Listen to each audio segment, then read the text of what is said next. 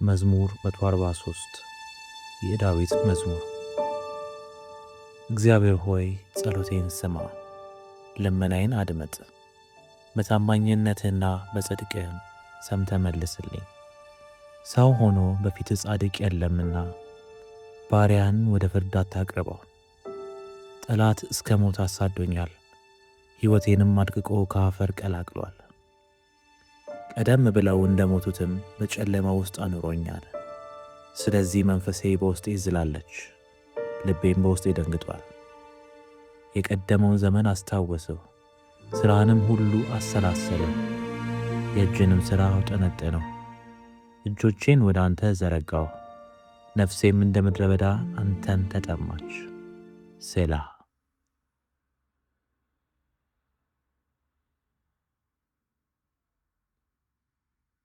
እግዚአብሔር ሆይ ፈጥነህ መልስልኝ።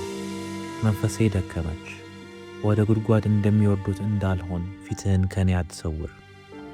በአንተ ታምኛለሁና በማለዳ ምሕረትን አሰማኝ። ነፍሴን ወደ አንተ አንስቻለሁና የሚሄድበትን መንገድ አሳየኝ። እግዚአብሔር ሆይ አንተን መሰወሪያ አድርጋለሁና ከጠላቶች አድነኝ። አንተ አምላኬ ነህና ፈቃድህን እንድፈጽም አስተምረኝ።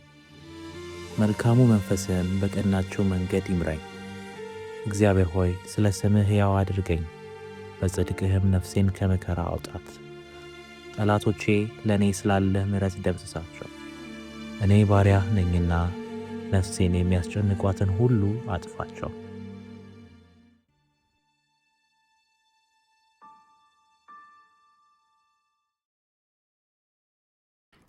ከቁጥር 1 እንጀምራለን። ቁጥር 1 ላይ እግዚአብሔር ሆይ ጸሎቴን ስማ፣ ልመናዬን አድምጥ፣ በታማኝነትህና በጽድቅህም ሰምተ መልስልኝ ብሎ ይጀምራል። ይሄ መዝሙር ከቁጥር 1 እስከ 6 ድረስ ንስሐ እየገባ እግዚአብሔርን እየለመነ እንዲለመነው፣ እንዲሰማው፣ እንዲመልስለት እየለመነ የሚጀምር ነው። ከዛ ሴላ ብሎ እረፍት አድርጎ ደግሞ ወዴት ይመለሳል? እግዚአብሔር ደግሞ የልመናውን መልስ እና ምላሽ እንደሚሰጠው አምኖ ሲጠባበቅ ደግሞ እናያለን። ስለዚህ ቁጥር 1 ላይ በምን ይጀምራል? ጸሎቴን ስማ። ከዛ በትይዩ መስመር ፓራሌል በሆነ ግጥም ልመናዬን አድምጥ ይላል።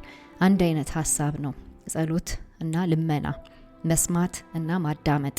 ከዛ ምኑን ይጠራል? እግዚአብሔርን ፌዝፉልነስ፣ ታማኝነት፣ ይሄ ኤሙና የምንለው።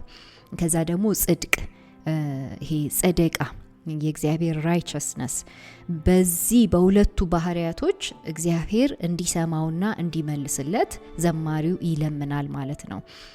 ርዕሱ ላይ የዳዊት መዝሙር ይላል። በኋላ ላይም ግን ሕዝበ እስራኤሉ እንደራሱ አድርጎ የሚዘምረው መዝሙር ነው እና እኔ እያለ ቢናገርም ብዙ ጊዜ እኔ ውስጥ ሕዝብ አለ። ሕዝብን ወክሎ የሚጸልይ አንድ ግለሰብ እንዳለ ያሳየናል ማለት ነው። ስለዚህ እግዚአብሔርን በምኑ ይማጸኑታል? በእነዚህ ባህሪያቶቹ። እግዚአብሔር የማይለዋወጥ ባህሪያቶች አሉት። ታማኝነቱ፣ ጽድቁ፣ ኼሴዱ፣ ይሄ ሁልጊዜ ቻይነቱ፣ ይህንን ህዝብ ችሎት በፍቅሩ ታግሶት የሚያኖረው ህዝብ ነው ያለው። እግዚአብሔር ይህንን ህዝብ የሚያኖር አምላክ ነው። ስለዚህ እንደዚህ ሲለምኑት ባህሪያቶቹን ሲጠቅሱለት እግዚአብሔር ደግሞ ባህሪያቶቹን ተከትሎ ስለሚሰራ ይሰማቸዋል ማለት ነው። ቁጥር 2 ላይ ሰው ሆኖ በፊት ጻድቅ የለምና ባሪያህን ወደ ፍርድ አታቅርበው ይላል። ይሄ የሰዎችን ኃጢአተኝነት በግልጽ የሚናገር አንዱ የብሉይ ኪዳን ስንኝ ነው አይደለም? በብሉይ ኪዳን ጊዜ ላይ በፊቱ በእግዚአብሔር ፊት ሰው ሁሉ ኃጢአተኛ ነው የሚለውን ጥቅስ በኋላ ላይ ሮሜ ውስጥ የምናገኘው ማለት ነው። ሮሜ 3 ላይ ሰው ሁሉ የእግዚአብሔር ክብር እንደጎደለው እናያለን። ይሄ ክብር የጎደለው ደግሞ ከኃጢአት የተነሳ እንደሆነ ጳውሎስ ይናገራል። እና ጳውሎስ ከዚህ ምዕራፍ ላይ ብዙ የተዋሳቸው ሀሳቦች አሉ። በተለይ ገላትያ 2 እና ሮሜ 3 ላይ ስለ ሰው ኃጢአተኝነት ለመግለጽ የሚናገርባቸው ስንኞች ከዚህ መዝሙር ተወስደዋል። እና ሰው ሆኖ በፊት ጻድቅ የለም ይላል ይሄ ዘማሪ። እና ባሪያህን ወደ ፍርድ አታቅርበው። ኦብቪየስሊ እኛ ጽድቃችን የመርገም ጨርቅ ነው ይላል። እኛ አንተ ጋር ስንደርስ አንተ ጻድቅ ፈራጅ በፊት ብትወስን እና ብትፈርድ እኛ ነን ችግር ውስጥ ምንገባው ይላል። እና ምንም አለኝ የምለው ጽድቅ የለም፣ አንተ ፊት ስቀርብ ጽድቄ መርገም ጨርቅ እንደሆነ አውቄ ኃጢአተኛ መሆኔን አውቄ ነው ምቀርበው ብሎ ይናገራል።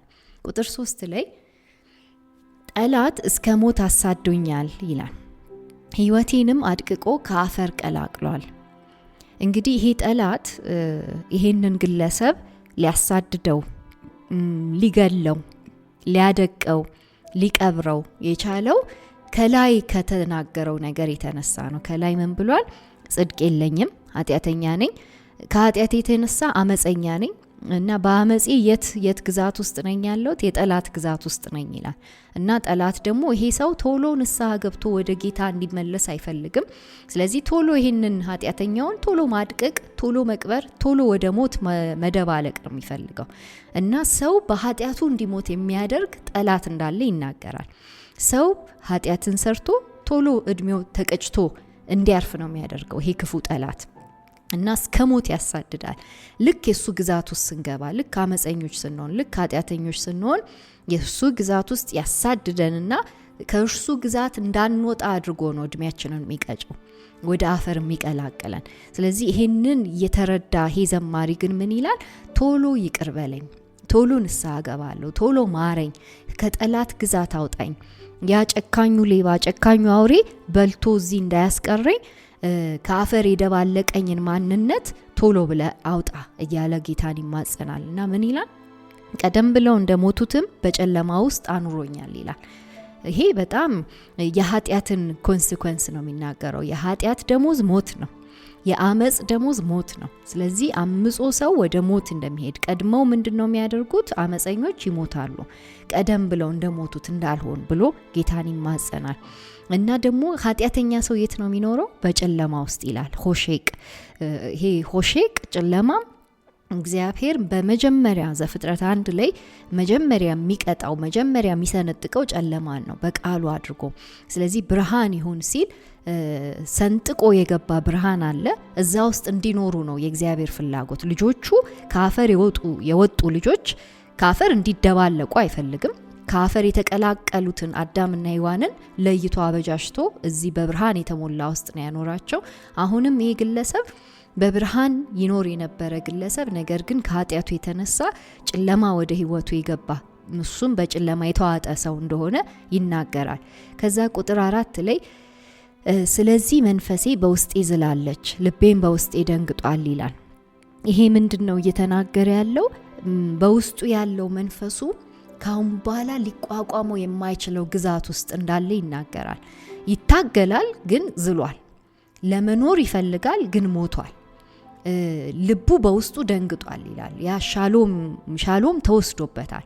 የእግዚአብሔር እረፍት ተወስዶበታል። እግዚአብሔር ለእርሱ ያየለትን ህይወት እየኖረ አይደለም። ስለዚህ በመዛል ውስጥ በመደንገጥ ውስጥ ያለች ይሄቺ ነፍስ በጣም በውስጧ የታወከች ነፍስ ከመቅበዝበዝ ወደ እረፍት ለመምጣት የጌታ እጅ እንደሚያስፈልጋት ገብቷት እየጸለየች አለች። ቁጥር 5 ላይ የቀድሞውን ዘመን አስታወስሁ ይላል። የቀድሞ ዘመን የሚለው ከዚህ በፊት በገነት ውስጥ እንዴት ተቀምጦ እንደነበረ፣ ከዛ ደግሞ ስራህንም ሁሉ አሰላሰልሁ። ገነት ውስጥ የእግዚአብሔር ስራ ለሰው ልጆች ተሰርቶ ተጨርሶ አልቆላቸው ባለቀ ነገር ላይ እንዲኖሩ ነበረ እና ይሄም ግለሰብ ባለቀ ነገር ላይ ሳይለፋ ሳይጥር ሳይግር እየኖረ የነበረበትን አሰላሰለ። የእጅንም ስራ አውጠነጠንሁ ይላል። እግዚአብሔር ስለ ስራው ሲነግረን በቃል ውስጥ እግዚአብሔር 3 ድንቅ ስራዎች አሉት። በተለይ መዝሙራት ውስጥ ሁሌም እንደጋግማቸው እግዚአብሔር ሲፈጥር ድንቅ ነው፣ እግዚአብሔር ሲያድን ድንቅ ነው፣ እግዚአብሔር ሲፈርድ ድንቅ ነው እና ይህንን ስራውን ያስታውሳል፣ ያሰላስላል፣ ያውጠነጥናል። 3 ግሶችን ይጠቀማል እና እዘክራለሁ ይላል አይደለ? አስታውሳለሁ፣ አሰላስላለሁ፣ ሀጋ አደርገዋለሁ፣ አነበንበዋለሁ፣ አውጠነጥነዋለሁ፣ ሜዲቴት አደርገዋለሁ እያለ ይናገራል። ከዚህ በፊት እግዚአብሔር እንዴት ነው የፈጠረኝ?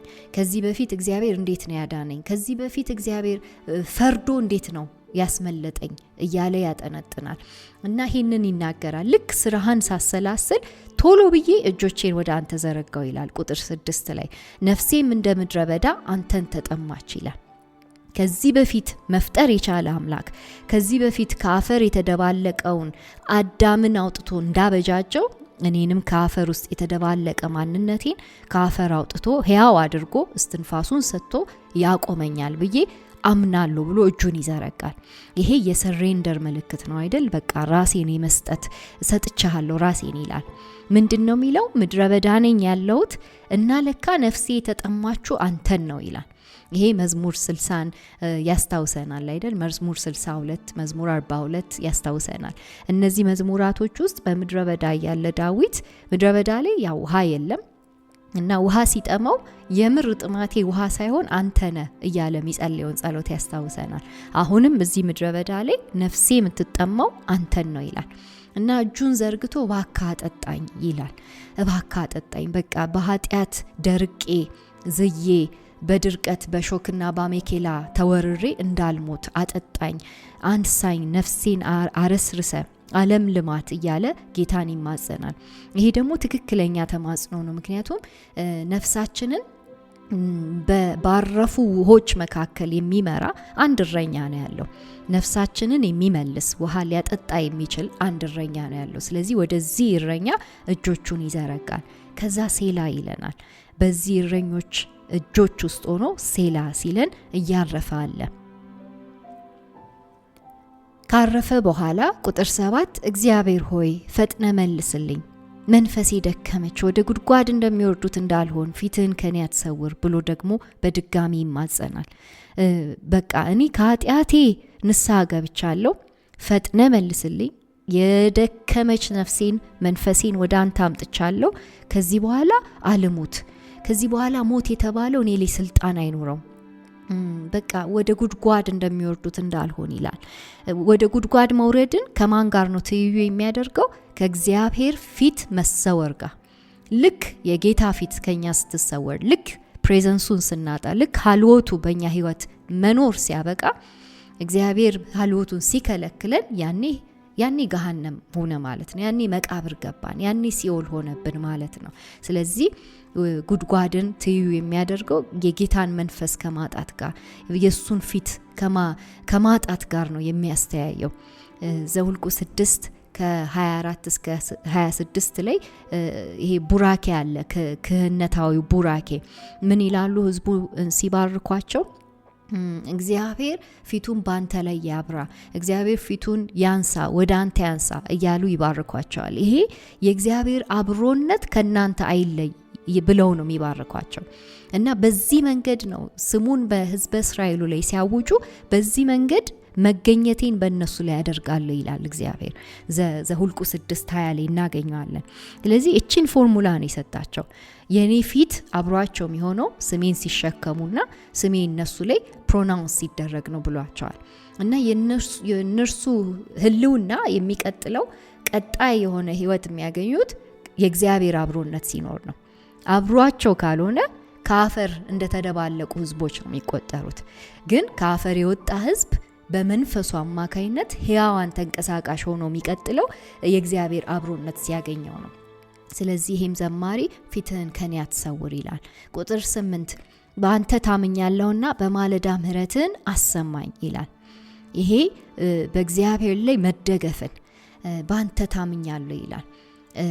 መታመኔን ባንተ ላይ አደርጋለሁ ሲል በቃ ኮምፕሊትሊ ህይወቴን መዳኔን ባንተ አደርጋለሁ ይላል። የመዳኔን ነገር አንተ ላይ ጥያለሁ እያለ አለ።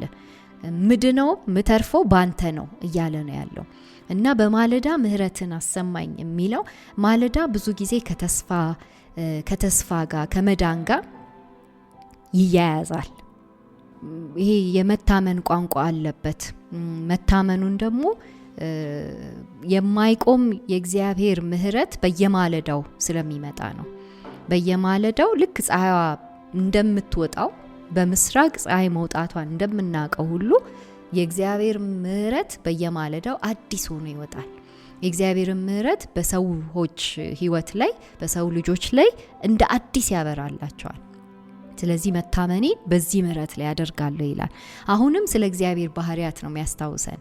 ስለዚህ የእግዚአብሔር ባህሪያት የማይካዱ ናቸው። እግዚአብሔር አይለወጥም። ትላንትናም ዛሬም ለዘላለም ያው ነው። በዚህ ባህሪያቶቹ እግዚአብሔርን ልንይዘው እንችላለን በማይለወጠው ማንነቱ። እና ምን ይላል ቀጥሎ? ነፍሴን ወደ አንተ አንስቻለሁና የምሄድበትን መንገድ አሳየኝ ይላል። ለታመኑት እጆች ራሴን ነፍሴን ይሄው አንስቼ ሰጥቻለሁ፣ ስለዚህ የምሄድበትን መንገድ አሳየኝ ብሎ ደግሞ ጌታን ይማጸናል። ይሄ ትክክለኛ የንስሐ አካሄድ ነው። ንስሐ ከተገባ በኋላ ሰው ሜታኖያ ማድረግ አለበት። 180 ዲግሪ ወደፊት ይሄድ የነበረው ወደዚህ መመለስ አለበት። የሹቭ ይለዋል አይደል? መመለስ። ስለዚህ ልክ ሲመለስ የጌታን መንገድ ነው የሚይዘው። የጌታን መንገድ ይዞ አቴንሽን ሰጥቶ ትኩረት ሰጥቶ አሳየኝ የምትሄድበትን፣ አንተ የምትሄድበትን እኔም ልሄድበት ማለት መቻል አለበት። ስለዚህ መንገድን አሳየኝ ይለዋል። ይሄ ጸሎቱ ከዚህ በፊት በጣም በተደጋጋሚ መዝሙራት ውስጥ የሚጸልያቸው ጸሎቶች ናቸው። ለምሳሌ መዝሙር 26 ላይ መንገድን አሳየኝ ይላል።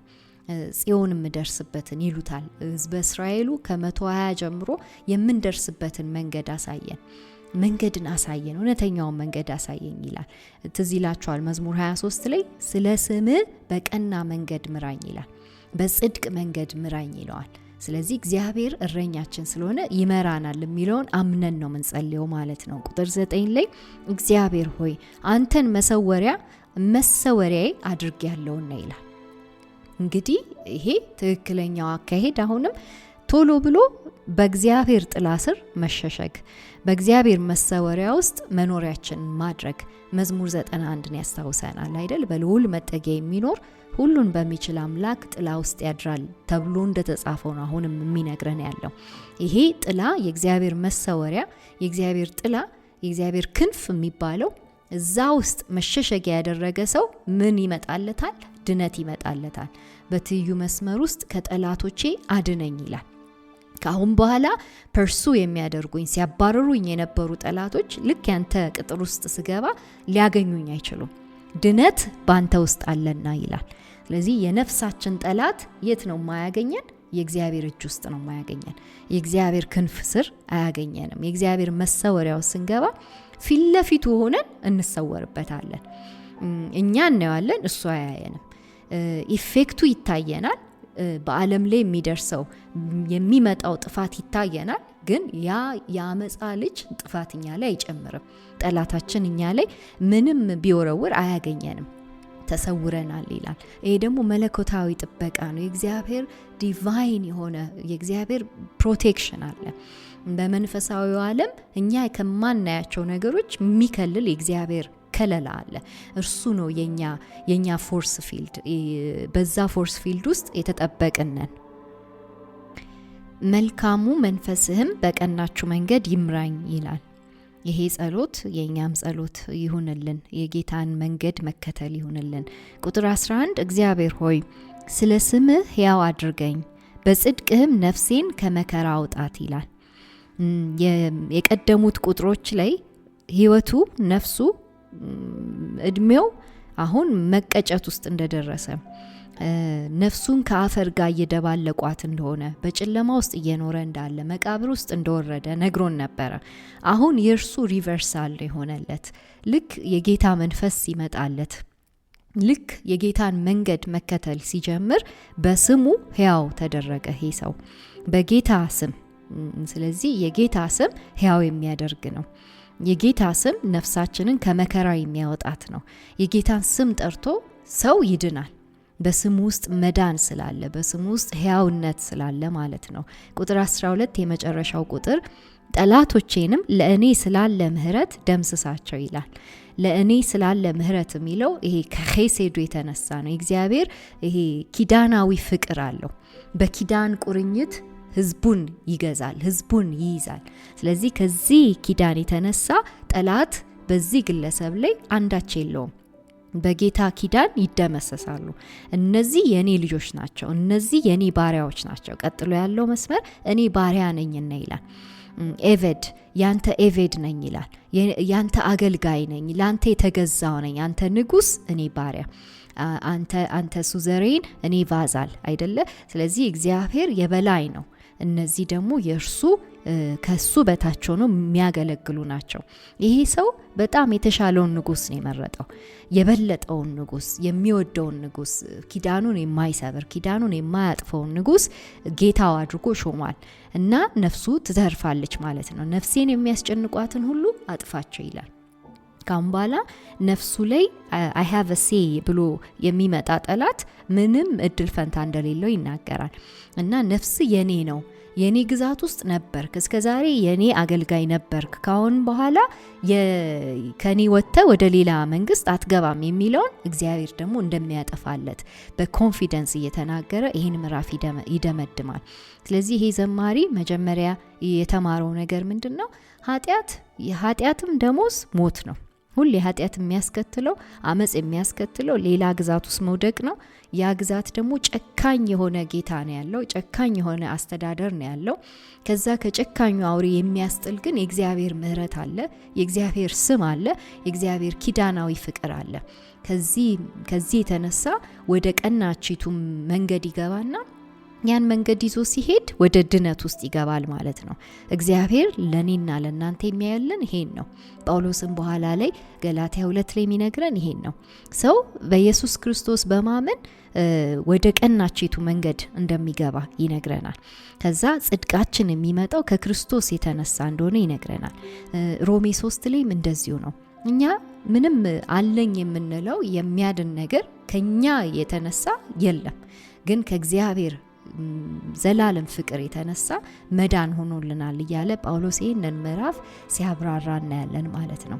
እግዚአብሔር አዳኛችን ነው። አሜን።